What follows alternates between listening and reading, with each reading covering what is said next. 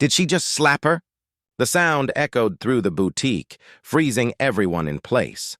A pregnant woman clutched her belly, eyes wide with shock while the socialite laughed, a cruel, careless sound that sliced through the silence. Phones were out, but no one moved. No one spoke. And then from outside, the deep growl of an engine broke the stillness. A black SUV stopped at the curb. The door opened. And when the man in the tailored suit stepped out, every whisper died. Because the woman who had been humiliated was his wife. This is when power met prejudice. Welcome, story lovers. Where are you watching from? Hit the like button and drop your city name in the comments so we can see how far our story travels. It was a bright Saturday morning in the heart of Atlanta, the kind of day that shimmered with possibility. The upscale shopping district buzzed with life. Luxury cars hummed by, glass storefronts gleamed, and laughter echoed between the marble pillars of the city's most exclusive mall.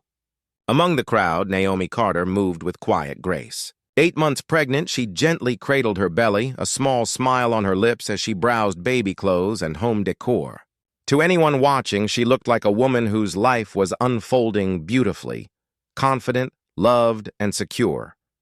Naomi wasn't born into privilege. Every step she took on those polished floors was a reminder of how far she'd come. Growing up in the south side of the city, she'd faced her share of closed doors and dismissive stares. But determination had built her path, a college scholarship, a thriving design business, and the kind of resilience only those who've known struggle could understand. Her husband, Marcus Carter, was known across the country, a billionaire entrepreneur whose name was whispered with admiration and envy alike. Yet despite their success, Naomi never flaunted it. She was grounded, polite, and carried her kindness like armor. Still, not everyone saw her that way. As she moved between shops, she felt the lingering looks, the kind that slid over her skin like judgment. A few shoppers whispered, their eyes darting between her and the jewelry she examined. It wasn't new. Naomi had learned to brush off those glances, those silent questions of, does she belong here? But that day, something felt different. There was an edge in the air, a tension that followed her from store to store. She couldn't quite place it. Maybe it was nothing. Perhaps it was her imagination. But as she stepped toward the next boutique, she didn't realize. The moment she crossed that threshold, her world would tilt, and everything she believed about respect, power, and justice would be tested in the most public way imaginable. The boutique smelled of fresh leather and expensive perfume, the kind of place where every handbag came with a smile that wasn't always genuine. Naomi stepped inside, her hand resting protectively over her belly as the door chimed behind her.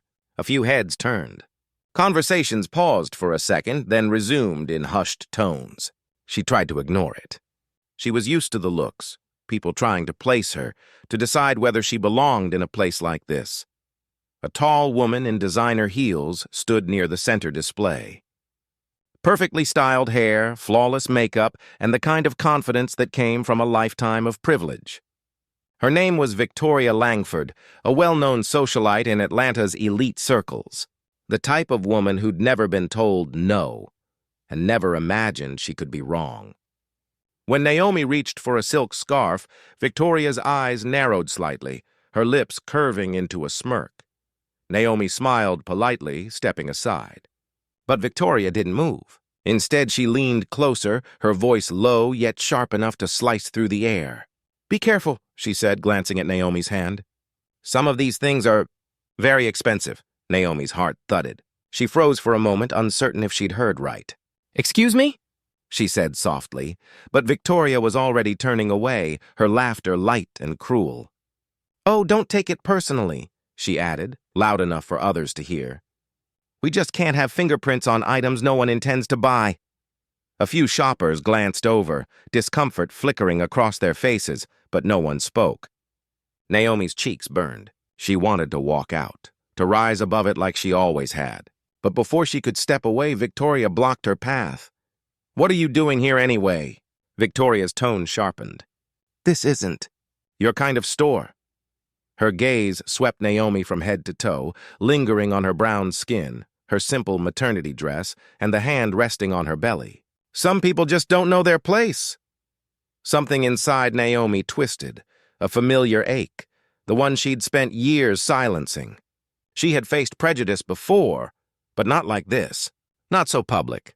Not with a baby growing inside her. She took a deep breath, steadying herself. "Please, I just came to shop," Naomi whispered, her voice trembling but calm. Victoria laughed again, a sharp, mocking sound. And then, as if words weren't enough, she did the unthinkable. With eyes watching, with cameras hovering from curious onlookers, she slapped Naomi across the face. The sound cracked through the store like a gunshot. Naomi stumbled, clutching her belly as the sting burned across her cheek. A gasp rippled through the crowd. But no one moved. No one spoke. The silence that followed was louder than any protest. Victoria smirked, tossing her hair. "You people never learn," she sneered. Naomi's eyes filled with tears, pain mixing with disbelief. Her vision blurred, from both the hit and the realization that in this glittering store, surrounded by witnesses, not one person had stood up for her. Outside, through the glass doors, a black SUV slowed to a stop. Naomi didn't see it yet, but someone else did, and the smile on Victoria's face was about to fade, fast. The heavy glass door swung open, and the quiet hum of conversation vanished. All eyes turned as a tall man in an immaculate black suit stepped inside. The air changed, charged, uneasy. Marcus Carter. His presence filled the room before his voice even did. He moved with quiet authority, his gaze sharp, searching, until it landed on Naomi, trembling, one hand on her swollen belly, the other brushing her tear-streaked face. For a split second, time stopped. The world shrank to just the three of them, the woman humiliated, the one who struck her, and the man who had built an empire from nothing. Marcus's eyes darkened, not with rage, but with a depth of pain that came from seeing the woman he loved reduced to tears. Victoria took a step back, her smirk faltering. She stammered, but the words tangled in her throat. The weight of recognition hit her like a wave. Everyone knew who Marcus was. Billionaire investor, philanthropist, one of the most influential black men in the country. He didn't raise his voice. He didn't need to. The silence around him spoke louder than any anger could. Naomi stood still, watching the power shift in the room, the same shoppers who'd looked away now whispering, cameras flashing. Marcus reached for Naomi's hand. "You're safe," he said quietly. And as they turned to leave, his security team closed in, blocking Victoria's path. Her world, her untouchable privilege, had just cracked wide open. Dear audience, where are you watching from? Drop your city name in the comments. The video of that moment went viral within hours. Millions watched as a pregnant black woman stood humiliated and then protected in a place where money had long dictated power. But this time the world saw everything. The slap, the silence, and the shift. Hashtags flooded social media. News anchors debated it. And for the first time, the conversation wasn't about wealth or fashion. It was about dignity, humanity, and the quiet violence of prejudice that hides behind polite smiles. Naomi didn't speak publicly at first. She healed in private, far from the flashing cameras and endless questions. But when she finally did, her words broke hearts around the world. She said she wasn't angry, just tired. Tired of pretending that success makes you immune to racism. Tired of walking into rooms where people still question if you belong. Victoria Langford, once the darling of high society, vanished from public life. Her sponsorships dropped, her friends distanced themselves, and the same media that once praised her now dissected her cruelty. Justice came quietly, not through revenge, but through exposure.